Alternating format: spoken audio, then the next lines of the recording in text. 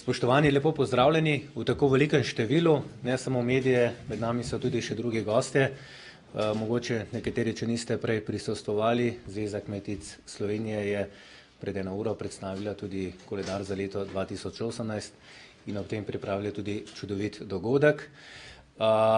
Ne samo tisti čudovit dogodek, tudi v tem dogodku, kjer smo zdaj, sodeluje Zveza kmetic Slovenije, mogoče več o tem po zaključku tega. Bi pa vseeno se vrnil nazaj. Kmetijsko-gozdarska zbornica Slovenije, Gospodarska zbornica Slovenije, Zbornica kmetijskih in živilskih podjetij in Obrtna zbornica Slovenije so junija letos na ministrstvo vložile skupno vlogo za zaščito slovenske potice z zajamčeno tradicionalno posebnostjo. Več o tem postopku zaščite, pomenu tega za Slovenijo, proizvajalce in pomenu potice v slovenskem prostoru nekdaj in danes pa vam bodo v nadaljevanju predstavili naši gostje. Vaši sogovorniki danes bodo minister za kmetijstvo, gozdarstvo in prehrano magister Dejan Židan, sodelavko Tadejo Kvas Majer, generalna direktorica Direktorata za kmetijstvo, ter deležniki, ki so sodelovali v procesu zaščite slovenske potice na nacionalnem nivoju. Direktorica Gospodarske zbornice Slovenije, Zbornice kmetijskih in živilskih podjetij, gospa Tatjana Zagorc in Gabriela Salobir z Kmetijsko-gozdarske zbornice. Z nami pa je tudi profesor dr. Janez Bogataj. In vsi ti sogovorniki bodo predstavili zgodbo slovenske potice. Zdaj v uvodu pa najprej vabim k besedi mikrofonom gospoda ministra. Prosim. Spoštovane gospe, spoštovani gospodje, lepo pozdravljeni v prostorih Ministrstva za kmetijstvo, gozdarstvo in prehrano. Slovenija geografsko gledano spada med majhne države, po običajih in tradiciji pa je zelo raznolika dežela, kar se odraža tudi v bogati gastronomski dediščini. Najprijetnejši način spoznavanja Slovenije je nedvomno okušanje slovenskih lokalnih in tradicionalnih jedi in proizvodov. Kljub modernizaciji pa smo Slovenci neke vrste tradicionalisti, vezani na svoj dom, svojo zemljo, svojo hrano. Slovenska hrana ima identiteto, ki je značilna za vsako njeno ped. Dediščina naše kulinarične kulture je izredno bogata in vpeta v številne sestavine družbenega in duhovnega življenja. V kulturni oziroma kulinarični tradiciji slovenskega naroda bi težko našli jed, ki bolj simbolizira praznični jedilnik kot je potica.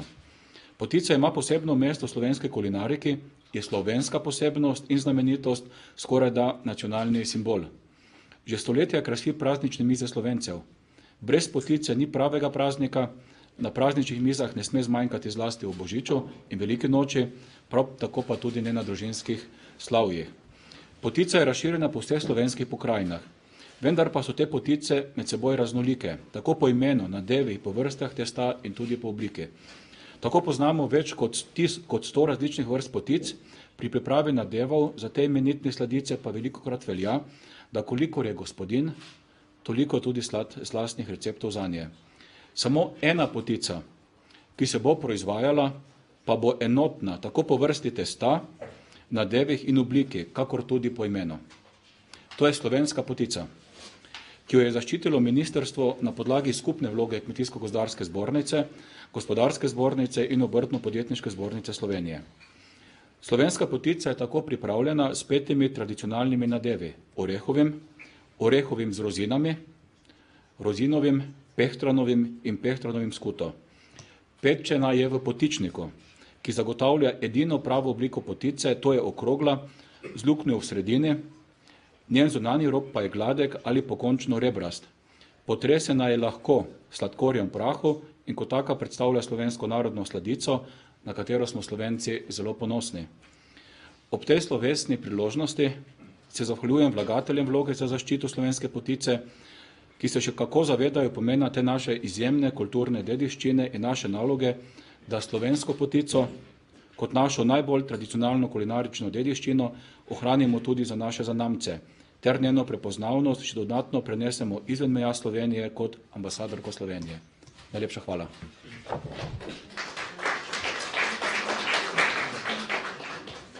Hvala lepo ministru za res tele uvodne besede. Zdaj v nadaljevanju pa vabim generalno direktorico Direktorata za kmetijstvo, gospod Tadejo Kvas Majer, da predstavi postopek zaščite.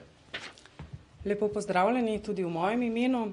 Torej, ko smo prejeli na Ministrstvo za kmetijstvo, gozdarstvo in prehrano skupno vlogo 3 zbornic, Kmetijsko-gozdarske zbornice, Zbornice kmetijskih in živilskih podjetij in Obrtne zbornice, se je uradno začel postopek zaščite slovenske potice.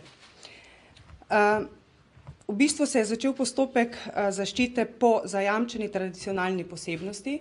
To pomeni, da je zaščitena receptura in pa sam postopek, ni pa geografsko omejena. In vsi tisti, ki bodo želeli v nadaljevanju proizvajati in tržiti tudi slovensko potico, bodo morali biti tudi certificirani, sicer pa se lahko proizvaja tudi potica. V nadaljevanju je bila tudi 30-dnevna javna razprava, na katero nismo prejeli nobenega ugovora oziroma nobene pripombe. Potem je sledila pregled, kot sem omenila, in pa predlagano specifikacijo je bilo potrebno v določenih delih tudi dopolniti, in ko smo prejeli končno specifikacijo, je bila ta potrjena. In v nadaljevanju je ministrstvo izdalo tudi odločbo in specifikacijo oziroma recepturo tudi objavilo na svoji spletni strani. V nadaljevanju v mesecu januarju sledi objava pravilnika za prehodno nacionalno zaščito in ta zaščita bo veljala samo na območju Slovenije in pa hkrati bomo zadevo poslali tudi na Evropsko komisijo, ki bo, vkolikor ne bo nobenih potrebnih dopolnitev, vlogo objavila v uradnem listu Evropske unije in v tem obdobju bodo potem imele države možnost, da podajo kakršnekoli pripombe. Vkolikor ne bo nobenih pripomb, se specifikacija objavi in se tudi objavi zaščita slovenske potice, vkolikor pa pridejo kakršnekoli pripombe strani posameznih držav, pa komisija pozove Slovenijo, da te neskladja oziroma vprašanja uskladi. In ko pride do končne uskladitve, je potrjena zaščita slovenske potice in je to tudi objavljeno v uradnem listu Evropske komisije. Toliko za enkrat, če bodo kakšna vprašanja, pa tudi smo na razpolago. Hvala. Hvala lepa tudi Tadej Kvas Majer. Kot sem v uvodu povedal, je strani deležnikov koordinirala proces zaščite slovenske potice, Kmetijsko-gozdarska zbornica, in v njenem imenu bo tukaj zdaj najprej spregovorila gospa Gabriela Salobir. Prosim. Hvala lepa. Prav lep pozdrav vsem in na začetku zahvala prav vsem, ki so kakorkoli bili udeleženi v samem nastajanju specifikacije. Če vemo po virih, da je 300 različnih receptov in iz tega uskladiti tako industrijski način izdelave, obrtni način izdelave in pa izdelavo z rokami naših kmečkih žensk, potem veste, da je silno delo za nami. V specifikaciji smo uspeli vse to uskladiti v dolgotrajnem postopku, v katerem smo ohranili tradicionalne mere, ohranili vse značilnosti tradicionalne potice po izgledu in okusu, določili srednje težko testo in pa uskladili vse nadeve v sestavinah in v samem postopku tradicionalne izdelave. Tako lahko na koncu rečem, da smo šli celo tako daleč, da smo preverili tradicionalne mere, kot so ščepci, majhna velika žlica, noževa konica, za kar se zahvaljujemo Razvojnemu centru za prehrano Emone, ki nas je gostil v laboratoriju. In na koncu je vse povezala gospa strokovnjakinja Darinka Gostečnik, ki nam je ves čas bila velika pomoč v strokovnih nasvetih, da smo lahko industrijski način, obrtni in ročni kmečki uskladili in privedli do končne oblike specifikacije. toliko na hitro, sicer pa je res postopek potekal dolgo, ker nismo hoteli, da nobeno vprašanje ne ostane odprto, ampak usklajeno že v samem procesu. Za vsakršne podrobnosti pa sem vam na voljo. Hvala lepa tudi gospe Gabrieli Salobir. Med nami pa je tudi direktorica Gospodarske zbornice Slovenije, se opravičujem, Zbornice kmetijskih in živilskih podjetij. Gospa Tatjana Zagorc, malo zapleten cel naslov, prosim. Najlepša hvala. Ja, jaz moram reči, da sem izredno vesela. To je v tem tednu že drugi skupni projekt deležnikov in moram reči, da že dolgo ni noben projekt potekal v tako pozitivnem duhu kot priprava recepture in uskladitve vseh podrobnosti okrog zaščite slovenske potice. V tem tednu smo predstavili katalog živil za javno naročanje, ki smo ga dejansko skreirali trije deležniki, se pravi Gospodarska zbornica Slovenije, Zbornica kmetijskih in živilskih podjetij ob sodelovanju z Kmetijsko-gozdarsko zbornico in Zadružno zvezo. In prav tukaj, kot v drugem projektu pri zaščiti slovenske potice, smo pa sodelovali od največjega proizvajalca do najmanjšega, se pravi tudi do rok kmečkih žena. In to je izredno pomembno. Uskladili smo se okrog recepture, postopkov in tudi večkrat preverili, to je bil še najslajši del, seveda rezultate tako potice, ki so nastajale v največjih obratih, kot potice, ki so jo prinesle predstavnice kmečkih žena. In mislim, da v tem duhu bo potica tudi takrat, ko bo prestala vse te procedure tudi na evropski ravni, res en takšen pozitivni izdelek, ki sodi prav na vsako mizo. Prav na vsako mizo, ob tem se nam je utrnila še posebna ideja, mislim, da je bilo prav, da so naša veleposlaništva po svetu založena za slovensko potico in moram reči, da se moramo vsi skupaj potruditi, vključno z našim resornim ministrom in predstavniki vlade, da bo temu res tako. Kaj naj še rečemo ob koncu? Definitivno najrajši delamo na takšnih projektih, ki nas vodijo do rezultata. In te potice so rezultat skupnega dela, kajti če pogledamo agroživilsko verigo, prav ta proizvod nosi v sebi marsikatero našo surovino. Ne glede na to, a je potem predelana doma na kmetiji ali pa v industrijskem obratu. Najlepša hvala v tem trenutku za vašo pozornost, pa če kakšno vprašanje sem na voljo. Hvala lepa tudi gospe direktorici.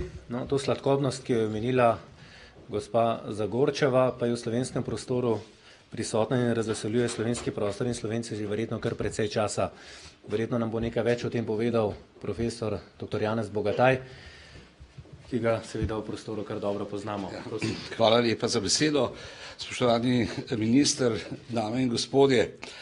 Če parafraziram en znameniti vers Otona Župančiča, ki je bil sicer namenjen tiranu, bi rekel, moja duša je danes žida nevolje, ker je dočakala zaščito slovenske potice. Morda, tako smo se namreč dogovorili, bi nekaj besed povedal o zgodovinskih argumentih za to, da govorimo o slovenski potici. Najstarejše pričevanje o potici nam je ohranil tisti, ki je tudi prvi nas omenil kot Slovence. Bom povedal, kdo je to bil seveda Primož Trubar. 1575 prvič, 1577 drugič zapisal najstarejše pričevanje. 120 let kasneje, 1689 leta, je Janez Vajkard Valvazor zelo obsežno že pisal o potici v slavi Vojvodine Kranjske.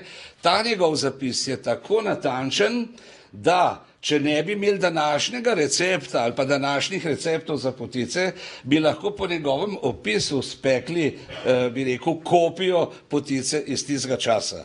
Skratka, to je en pomemben argument, ki upam, da bo pomembno pretehtal tudi v Bruslju, ko bodo birokrati Evropske unije o tem odločali.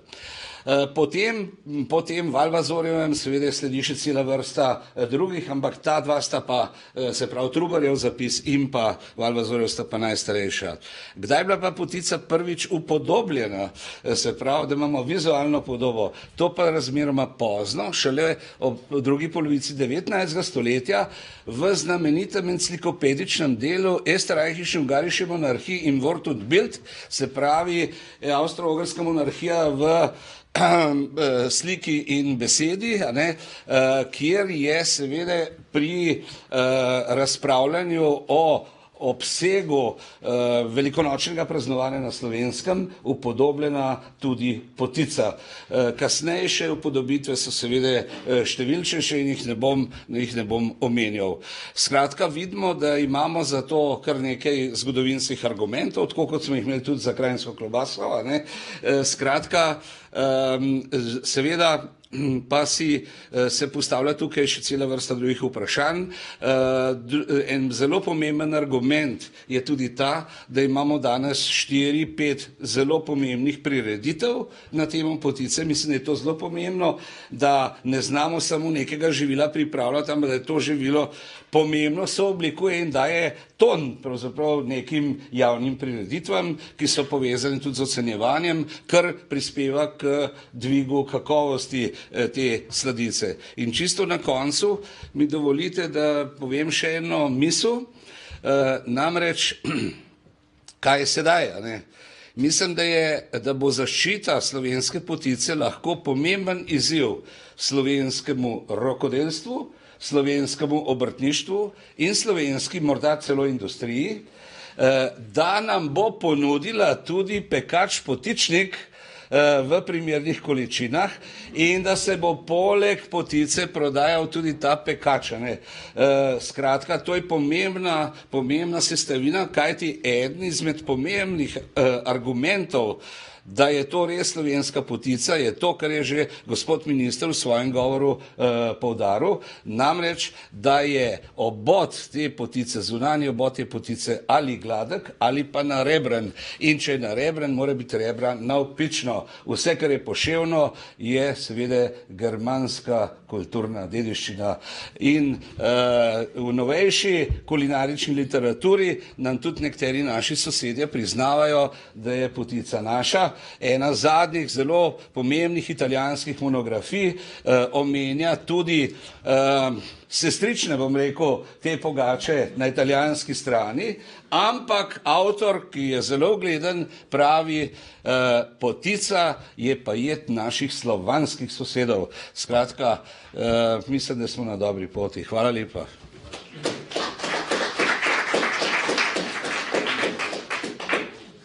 Hvala lepa.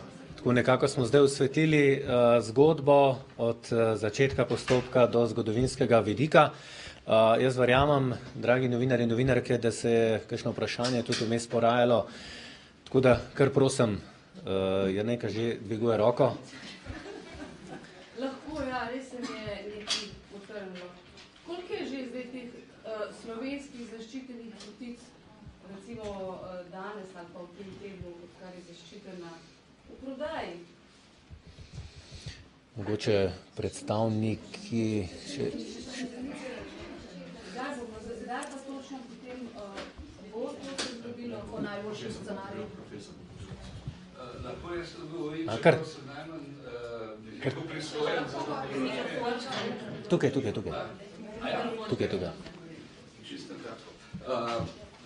Slučajno vem, da so že potice tudi z nazivom Slovenska potica v prodaji in jih izdeluje ena slovenska firma, ker so mediji, ne bom povedal, katera. Sem pa prej pozabil povedati še eno zadevo. Pred 2 mesecema in pol sem dobil pismo, to zdaj prvič javno objavljam, ker takih stvari ne maram vedno na glas govoriti. Sem dobil pismo gospe Melanie Trump, v katerem se mi lepo zahvali za pozornost, da sem se spomnil tudi na njo in ji poslal monografijo o slovenski potici. Skratka, en lep pouk, tudi za nas v Sloveniji, da je najmanj, kar lahko narediš, se zahvališ. Drugač pa potica je v prodaji že pod tem imenom in pod drugimi imeni, se pravi orehova potica in tako naprej.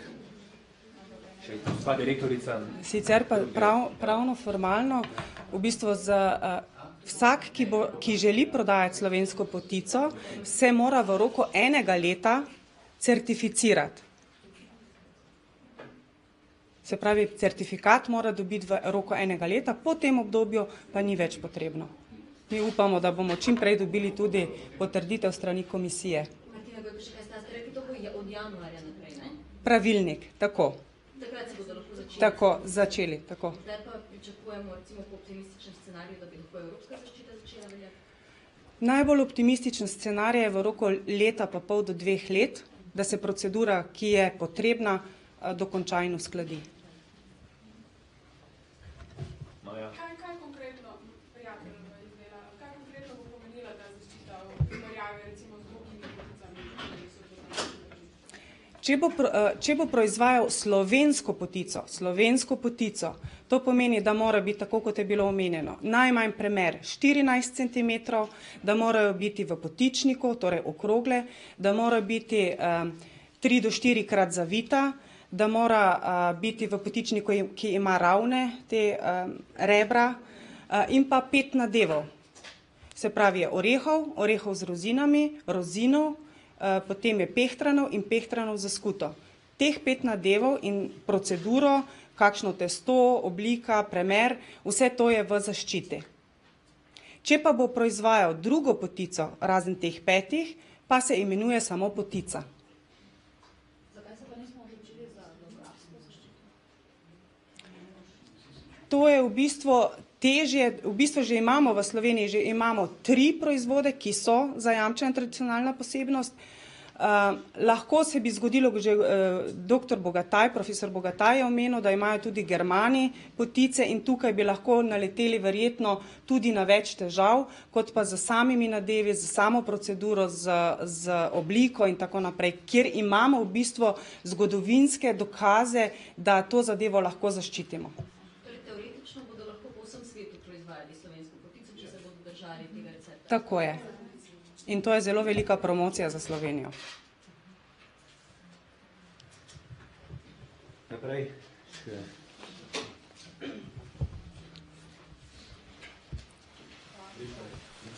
Ja, prosim. Ker ne slišimo dobro, ker...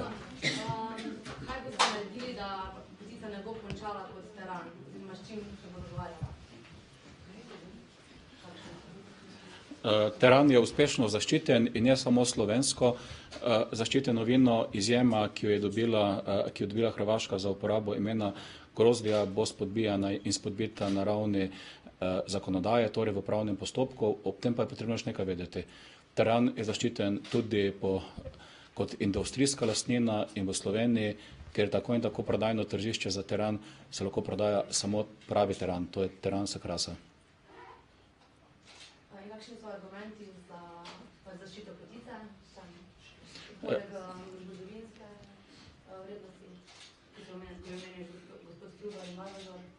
Ja, vsi argumenti, ki so bili našteti, so argumenti, to je zgodovina, to so v bistvu je živa, se proizvaja, ima svoje prireditve, ima svoj materialni odsev in se proizvaja po tej proceduri kot slovenska potica že iz naše zgodovine. To so argumenti, ki so tipični argumenti.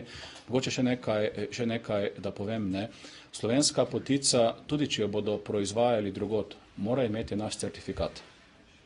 In ta certifikat jamči, da je po proceduri, po obliki in po okusu to, kar smo mi zahtevali, da je to v bistvu slovenska potica.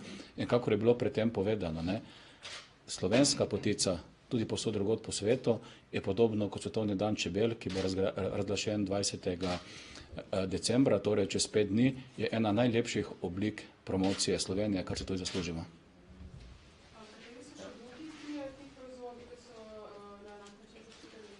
To predlagam, da moji ljudje povedo. To je prekmurska gibanica, potem je belokranjska pogača in pa idrijski žlikrofi. Sicer pa imamo na nivoju EU zaščitenih 24 proizvodov pod različnimi zaščitami in pa 17 vin.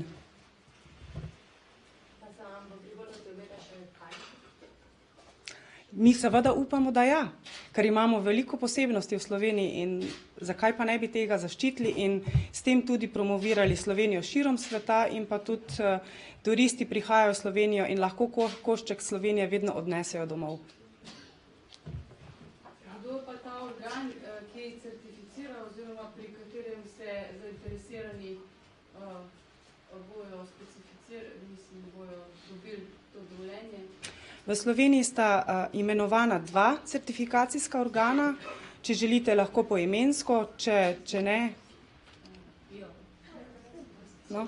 Eden izmed njih je Biro Veritas in drugi je Inštitut za kontrolo in certificiranje Maribor.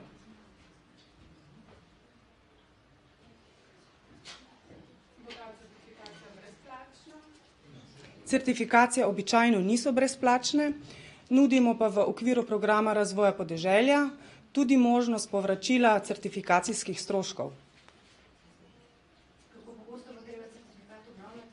Vsako leto.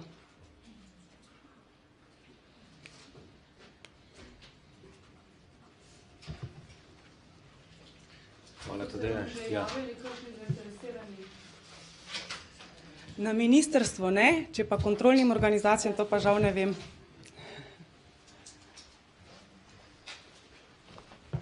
Mogoče še kakšna misel, kakšno vprašanje? Če ste še vprašali, mogoče še kakšen načrt, da boste še kakšen poseben nož zaznali, da je samo to je tudi tržna niša. Imajo, ne vem, Japonci za tako stvar, za svoje noše, zakaj ne bi še... Žal nimamo predstavnika obrtne zbornice, ker mogoče bi bili pa oni zainteresirani. Ja. Če bo profesor. Ta vaša ideja je zelo dobra. Mi imamo enega odličnega izdelovalca nožev in sicer Kovaštvo Karmel v Poljanski dolini na Loškem koncu. On je edini izdelovalec v Sloveniji, ki dela nože iz namaščanskega jekla. Kaj to pomeni? To pomeni, da vsak kos železa tako rekoč pregane med kovanjem več kot 20-30 krat, predstavljate si, in potem imaš potem v noževem rezilu tak marmoriran vzorec noter. Zakaj ne bi razvil še enega noža, potičnika recimo, ne, za rezanje potice iz vaših ust v Božja ušesa? Dobro, hvala lepa vsem sogovornikom, govorcem tudi za vaše vprašanja. Zdaj mogoče bi se vrnil čist še na začetek na eno drugo zadevo. Brez vsega tega, za kar smo danes tukaj, pa za kar ste tole danes vse slišali, pa seveda ne bi bilo, če ne bi bilo tistih, ki to tudi naredijo. V slovenskem prostoru pa to zelo dobro vemo, da so tukaj imele glavno logo in glavne roke, pridne roke so bile to kmetic že od nekdaj. Jaz bi ob tej priložnosti se res posebej zahvalil gospe Ireni Ole, ki je tudi poskrbela, tudi, da je tale beseda meso postala. Pa gospa Ole, mogoče, če vas kar tukaj povabim, pa samo na kratko poveste, kaj imamo zdaj tukaj na mizi, še z vaših ust, ker slišali smo v nekih drugih besedah, malo bolj strokovnih, kaj pravzaprav to je. Zdaj pa še z vaše, čist prvi ust, kaj so gospe pripravile. Lep pozdrav tudi v mojem imenu. Jaz se zahvaljujem ministrstvu za zaupanje, da smo smeli danes to pripraviti, kajti to je en poseben izziv in prav je in ponosni smo na to, da se tudi v tej smeri zamišlja, kajti to je del naše tradicije, to je naša dediščina in ne smemo jo pozabiti in prav je, da lahko takole na teh mizah to podamo.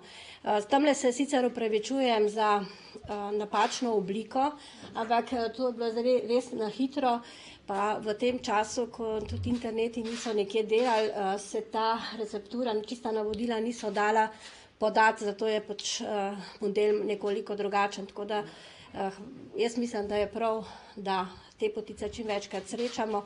Jaz se tudi upam, da bojo naše članice tudi dobile kakšen certifikat in da bomo potem tudi mogoče naredile tudi tekmovanje v slovenski potici.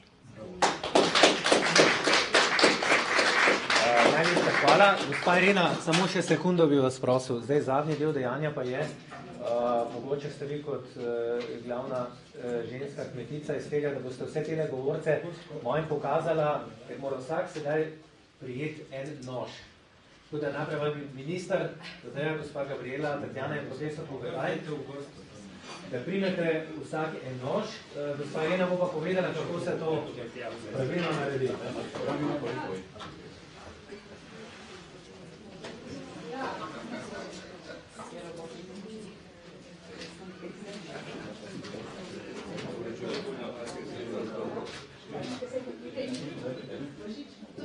Če nož, vse nož.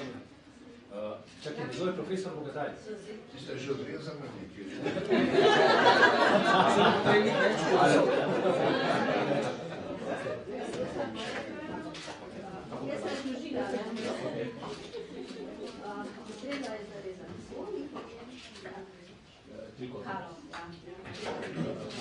Jaz sem razumel odrezal, ker moj oče ni malo nikoli rekel, da ga zgaga peče. Ampak to zaradi tega, ker je moja stara mati toliko malo razumela.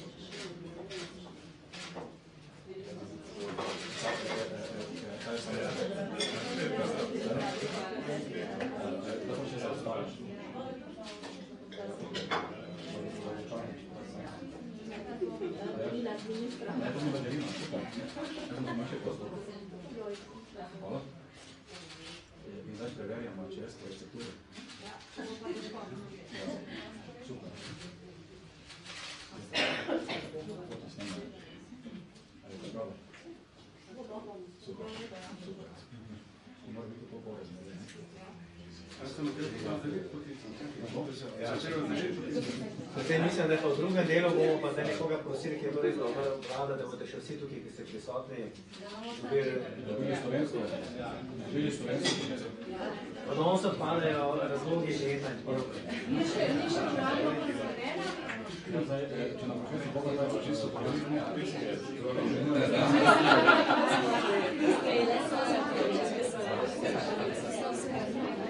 zdaj pa so res, pa tudi jaz so to zopili, tudi Pedro se vsak čim zelo naravljamo se. Super, ste se pa tradicionalno zelite, z nekovo zvodo,